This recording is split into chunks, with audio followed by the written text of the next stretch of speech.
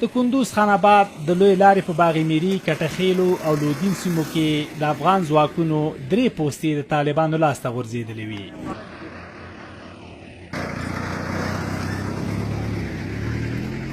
دلته ښکاري چې یو شمېر طالبان دغو نیول شویو پوستو سره نږدې د لوی لارې موټرې څاري او له خلکو پوښتنې ګروېږنې کوي. استاد له کوم ځای راغلی؟ تخانه. څه مشکلات خو به نه ولري که ځه ورځه بوره به خیر وي.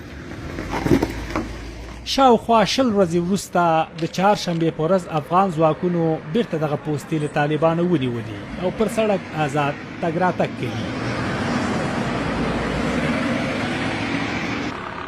افغان ځواکونه چې په دغه عملیاتو کې برخه اخیستې وایي دغه لویه لاره یې د تګ راتګ لپاره پرانیستې او مسافر پرې ډاډه تګ راتګ کولی شي. مسیر را ما بخیر باز کردیم، یعنی سرک باز است، برای ترافیک موتورها رفت آمد میکنه، هیچ کدام مشکل برای مسافرین برای مردم چیزی کدام مشکلی نیست.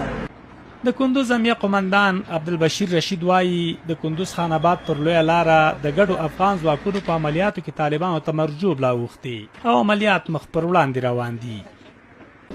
امروز یک عملیات مشترک هم اردوی ملی، پلیس ملی و امنیت ملی عملیات برای انداختن که بدون کوچکترین درگیری طالبان قمشیری کردن و سایر ترک کردن و متحمل تلفات شدن. خوشبختانه که تعداد 10 نفر از شبکه منصور انوار که با شما صحبت دارم در اونجا به سر ضربات هوایی از بین رفت و شارع برای ترافیک باز است. سیمه ایز طالبان چې په دغه عملیاتو کې په شا شوي وایي پوستې د دې لپاره پریښي چې ملکیانو ته مرجوب لوانه وړي. د کندوز خان آباد لویه لاره ډیری وخت د افغان ځواکونو او طالبانو ترمنځ د جګړو شاهده وي او ډیری وخت طالبان پر دغه لارې د افغان ځواکونو د پوستو د نشتوالي څخه په ګټه اخیستنې پر نظامي موټریزو کاروانونو بریدونه هم کوي. عبدالله ساحل، شمشاد رادیو تلویزیون، قندوز.